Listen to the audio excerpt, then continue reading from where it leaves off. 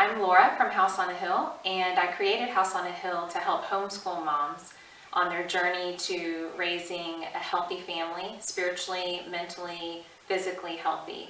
And so I made this video today to help, hopefully if you are thinking about homeschooling, in this video I'm going to talk about the pros and cons that I've experienced in my years of homeschooling. I've been doing this for about 10 years. I have 5 children. They're ages 5 to 15. I just wanted to share kind of the benefits that we have seen from it and some of the downfalls. I've had a lot of friends over the past 10 years and people that I don't know that have said, man, I wish I could homeschool, but I don't think it's for me because I don't know how I'd do with my kids at home with me all day, or they think my kids won't listen to me, or I'm not smart enough to homeschool. I've heard that a lot. And so with the recent closing of schools because of the pandemic, I know a lot of you guys have had your kids at home all day. You've been overseeing their school and maybe not doing a true homeschooling, but you're overseeing the assignments that their teachers are giving.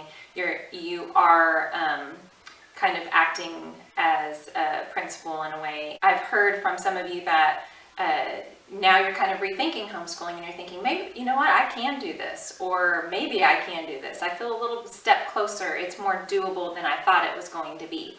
And so I thought this video might be helpful for those of you that are on the fence.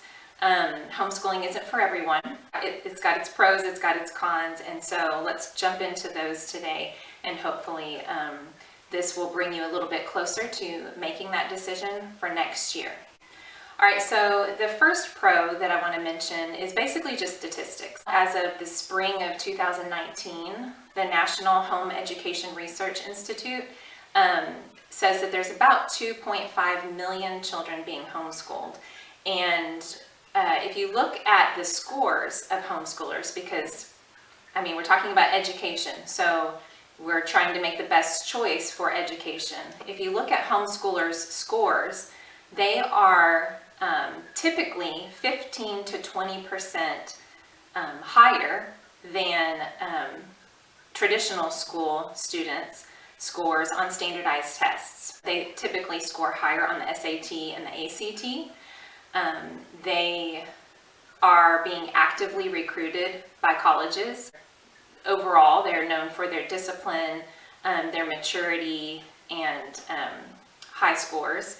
And if you kind of take a step back and look at life after homeschooling, real life examples of what their life is going to be like after being homeschooled versus being in a traditional school setting. The studies show that homeschool students are more active in their communities. They go to the town meetings, not all of them, but there's a higher percentage. They get involved, they look for ways to get their hands in the community and try to make changes, try to have an impact. They are more likely to vote. They are also more likely to take on the values of their parents. When you're raising them and you are their main influence, those good things that you're teaching them becomes habit to them. It becomes their norm. If you are doing this for faith reasons, your faith ends up being what they choose for themselves because they see it in action for so many years. They see you living it out. They see the reality of it and the benefits and the blessings from it. So that's the statistics. The next pro that I want to talk about is the benefits of having nurtured relationships. When you guys are home together all day long, well, you're not just doing school all day. You're living life together. You're not blowing and going and racing around and being so busy that you can't, you don't know what's going on in each other's lives. You're there. You're there for the conversations. You're there for the joys and the excitements that they go through, the times that they are needing to be courageous, and they are. The times of celebration, you're there for that. And you're there for the times when they struggle. They need that love, they need wisdom and prayer. And as you live life together like that, you're tying those heartstrings together. So you're bonding, you have this really strong bond. You've done this together. You know each other. You're not wondering about what's going on in their heart. You get it. You get them. They get you. They see you living your life out and your mistakes and your failures and how you come out of that. And the times when you need to apologize, and you do. All of that is just woven into your day. And for us, that has been one of the most amazing benefits that we have had from homeschooling, because yes, we don't always get along, but at the end of the day, our hearts are tied together. We ask for forgiveness. We care about the things that we've said during the day. We're drawn to each other, and we make things right because those heartstrings are tied together. So that's the second pro that I want to mention. The third pro benefit to homeschooling that we have seen is just the freedom that it allows. We love the freedom that it gives us as a family to teach what we want, to teach how we want, and to teach where we want. And so what that looks like in the homeschool community is some people teach in the afternoon, some people teach in the morning, some people teach year-round, some people decide, like where we live, the summers are really hot, so I know people that school through the summer and they take off for fall, or they'll take off for spring, and that's kind of their summer break. And that's what works for them. You get to choose your schedule. If your husband is really busy certain times of the year, and then he has a break at a certain time of the year where y'all can go and travel, they school according to the dad's schedule, and then they go and they take a break and get away for a month at a time. There's also the availability to travel on the road. If your husband's job travels, you can travel with him, and you can school and take the whole family with you. I know families that do that, and it's been really successful for them. There's also the freedom to teach your faith, and we love that part of homeschooling. We have the curriculum that you choose. There's a million out there to choose from, and it can be really overwhelming, and we'll talk a little bit about that in a minute. But there are so many curriculums to choose from, and a lot of them offer faith-based subjects. Their books are faith-based, and that's important to us.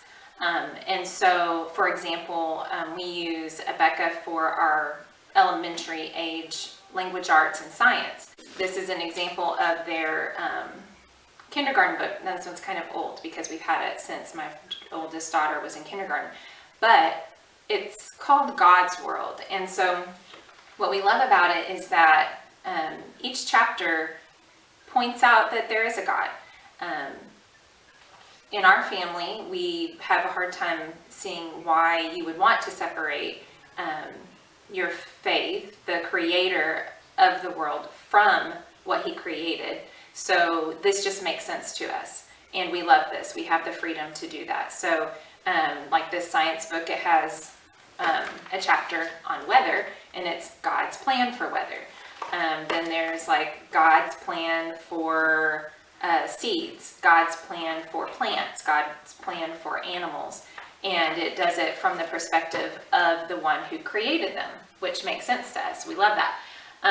Also, the readers. Now, there's other curriculums that do this as well. This is just what we use, but these are kind of some of the older books of Abeka, but they still have, this is still kind of how they work. Their readers are based on character, teaching character traits, and Like this one is Growing Up Where Jesus Lived, and it's a reader, and so they're learning about those times, about Jesus's life as he was growing up. Then we've got one on being kind and brave. So all of these stories include little mini stories about people, kids, and other people on their opportunities to show kindness and to be brave. It gives them examples of that. And this one would be Strong and True, and it's kind of the same thing. It teaches them great character traits, and so it's weaving in our family's values into the subjects that they're learning, kind of killing two birds with one stone.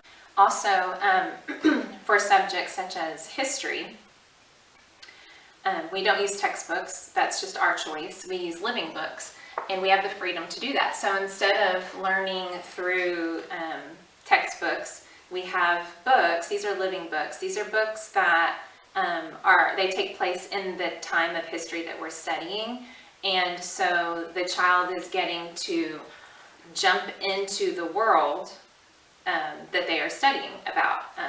So like we have one from a couple here that are like from biblical times. We have medieval times, I believe, and then we've got like early American. It's great to be able to read the stories, and you become a part of that world instead of just reading facts about that time period. You experience it with the characters in the story, so it kind of becomes a part of you, and it sticks, and we love that. So those are the kinds of freedoms that you have. I could do a whole video on the freedoms that you have, but it's great. We love it, and helps us to be purposeful in what we're doing. That leads me on to the fourth one, which is purposeful living. In our homeschool, we get to choose whatever it is that we are, that is important to our family. That is what we get to make the focus of each day. So we teach things about health. Health is important to us in our family. We teach things about character development. We make sure that they understand that family time is important. God is a priority. We get to weave those into our day. So we love that. We kind of, my husband and I can take a step back and say, what is important to us? What matters most to us? And how can we make that a part of our day? We're not a slave to our day in other people's schedules. We make our own schedule. We make our own system of how we can incorporate the things that are most important to us. The fifth one is self-discovery. I love this one because when the kids are home in their own environment, this is a really important time as they're growing up for them to discover who they are, discover what they like, what their dislikes are, what their gifts and talents are. And they're in a safe environment to do that. They're in an encouraging environment, as opposed to being outside of the home. Kids are kids, and kids can be mean and they can be judgmental. And so we love that they are home in a place where they can be themselves, and they can be proud of it, and they can take courage in it, and become who God created them to be. So one example of that is I have one daughter who has always loved to play with dolls. And she played with dolls until she was probably 12 years old. Well, if she had been in a traditional school setting and had been in a different environment with friends outside, then it would have been really easy for them to make fun of her or criticize her, because that's not all 12-year-olds want to play with dolls, but that was her, and that's what she loved. And so at home, we didn't criticize that. We encouraged it and let her do her thing. But if she had been in a different environment, they could have made fun of her, and she wouldn't have done that and felt comfortable in it. She would have felt more like it was important to kind of go with the flow, go with the crowd, and do what other 12-year-old girls were doing. But the benefit of letting her do that is now it has kind of transformed into her writing. And she, because of all those years of experience of having all these dolls, she would spend hours naming them, hours giving them their own personalities, having them dialogue together. Now she's transformed that into her writing, and that is such a strength for her. She's writing little short stories, and that is her strength, is having that dialogue between different characters. And it's just very real because she's had so much practice with that. I think that's going to serve her well in the future, even with just relating to people and having compassion for people. So anyway, she was able to be who she is without that stigma, because she was in an encouraging environment. So the next one, I think this is number 5, and in homeschooling you have an individualized pace. So you can go as fast or as slow as is necessary for that particular child. We have one child that in math struggled when it was multiplication time. It took that child longer to learn multiplication, and so we kind of backed off a little bit because the frustration was there, the meltdowns were kind of setting in. So we took a step back, did things a little bit different, and delayed it into the next year.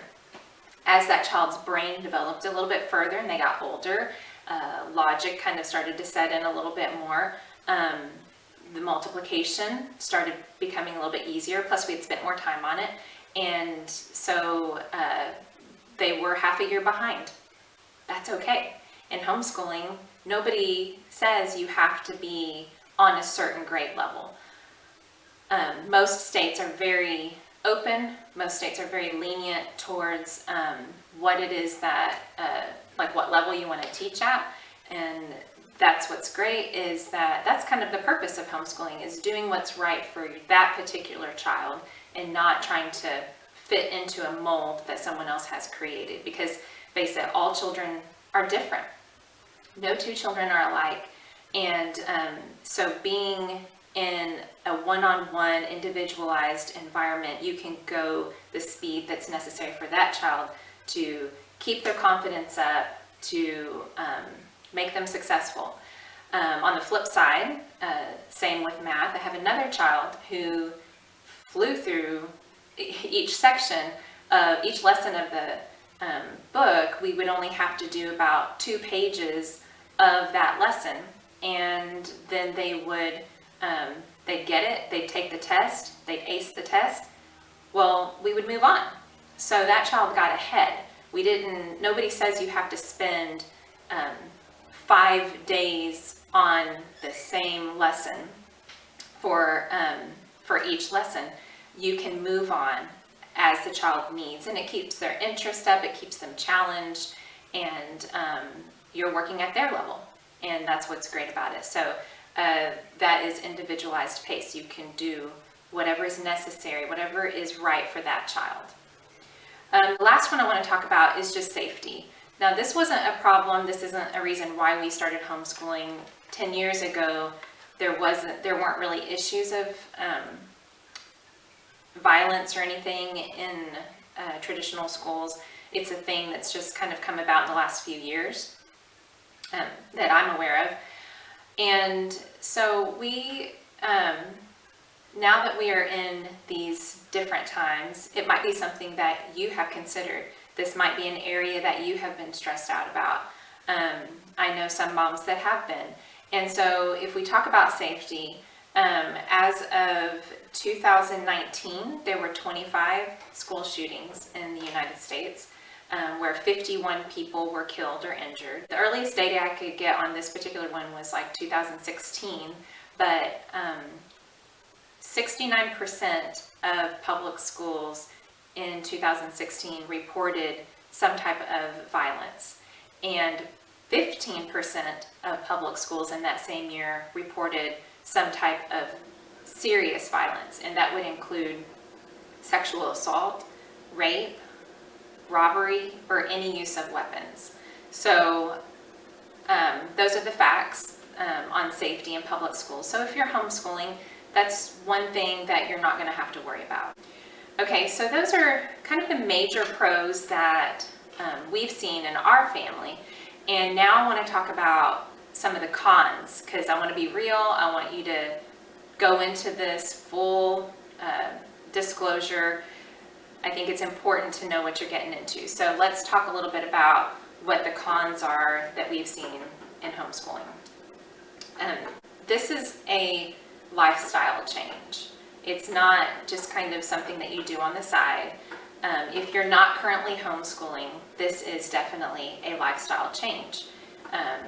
So that's going to change a lot of things in your life. One of them being your income.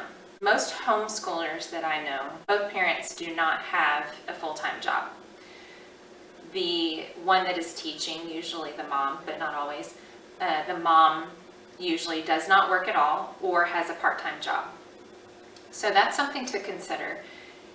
If both parents are currently working, that's going to be a big change for you. There's a lot of sacrifices that have to be made. For us, we both worked many years ago. We both had full-time jobs up until my first child was born. And when she was born, I began staying at home. So I was already at home full-time before we made the decision to homeschool. So that wasn't a change for us. But there are a lot of you out there that maybe your kids are already in school and you want to take them out, or maybe you are working full-time, your kids are little, they're about to start school, and you're thinking, hey, I can do this, I want to try this. That's something that you're going to have to think about. You're going to have to make monetary sacrifices. So here are some of the sacrifices that we've had to make monetarily. I just want to give you our examples because I want it to be real. We stopped taking fancy vacations. We don't buy new cars. We don't get to update the house like we want to. We have to take time to save up our money, and it might take a couple years before we get exactly what we're wanting. We shop at the less expensive grocery stores. I would love to be shopping at Whole Foods or Trader Joe's or something like that because health is important to us, but money doesn't allow because we're on one income. Also, we get hand-me-downs for clothes, and that's just, it's fine with us, it's great, but it might be something that would bother you, so I want to mention it because that is the reality of it. I even now have a part-time job that I work in the evenings sometimes, and that does help supplement our income, but we still have to be pretty prudent with our money. So that is one big change, the income. The second con that I want to talk about is homeschooling can be very exhausting. I just have to be real about it. There are going to be great days. There's going to be really hard days. And they might come back to back. It is stressful sometimes. It's stressful being at home with your kids all day. It's stressful trying to choose curriculum. It's stressful because you're wearing so many hats. You're the mom, you're the teacher, you're the chef, the nurse, the coach, the cheerleader. If you've got a child with learning disabilities, you are their special needs teacher. You're learning, you're doing research while you go. Yeah, as you learn your children, you are learning what you need to do. What are the best ways you can serve that child for their education? So you have to be willing to learn right alongside with them. So it can be stressful and exhausting. There are ways that as you go that can make that easier and not so difficult. So those are kind of some things that can be in your control, but it is tiring. The other con is that it can be really difficult to balance your life. So you've got your school, maybe you have little ones that need caring for. You need to feed them, you need to change their diaper, you need to have playtime with them, read them books too. So Balancing out different age children, if you're schooling some and then you've got younger ones underneath that, that is hard to do. You have to work hard to kind of find a schedule and a balance that works for you. Then you've got your personal time. You need your personal time, especially if you're homeschooling and you're home with the kids all day, you're serving all day long. You need time for yourself, so you've got to make time for that. You've also got to make time for your spouse. That is so important. So you've got all these things that you have to find a way to balance, and there's going to be times when something's got to give. That's just the reality of it. So when our kids were really young, the time with the spouse and the personal time was kind of sacrificed a little bit.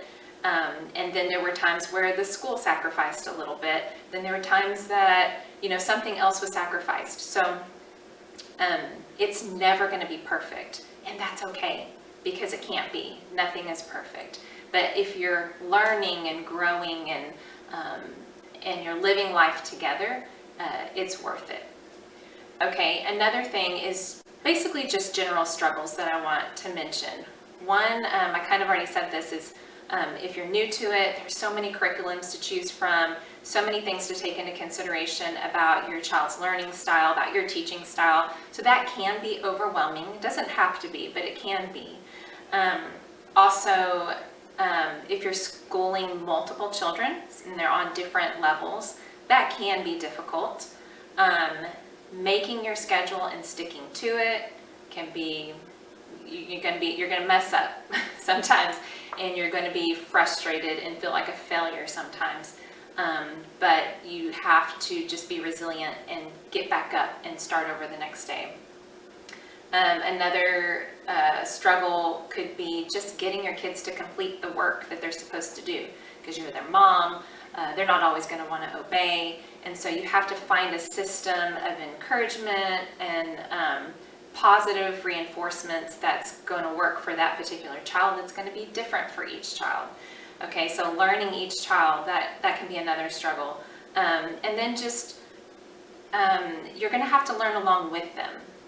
You're not going to know everything. You're not going to, especially when they get into middle school and high school, most of us don't remember everything that we've been taught. So you're going to have to be willing to learn right alongside with them. And that could, if you don't like doing that, that could be a struggle for you as well. So those are the major pros and cons that we've seen in our family as we've homeschooled for the past 10 years. I hope that they've been helpful to you. I hope that it sheds a little bit more light on so that you can make that decision. You can discuss these things with your spouse and maybe come a little bit closer to making a decision. If you do make the decision to homeschool, if you're leaning that way, I'm going to put a link down below for my frequently asked questions that new homeschool moms have. I have a PDF on that. I'll put that down below, and it's got some resources to help you kind of get started and some things to be thinking about. And then I also have a blog that you can follow. I'll put the link to that below. Also, I've just started a Facebook group, so you can look up House on a Hill Facebook group and join that, and also follow me on Instagram. If you have any comments, any questions, please post them below. I'd be happy to answer any homeschool questions or just anything about raising a family. Like I said, we have 5 children, ages 5 to almost 15 right now, and we've been doing this for a little while, so I'd love to be helpful to you and share whatever I know with you to kind of help you in your journey along the way in parenting. Thank you for joining me at House on a Hill. I hope that you learned something new today. Many blessings to your family, and check out the links below. Bye!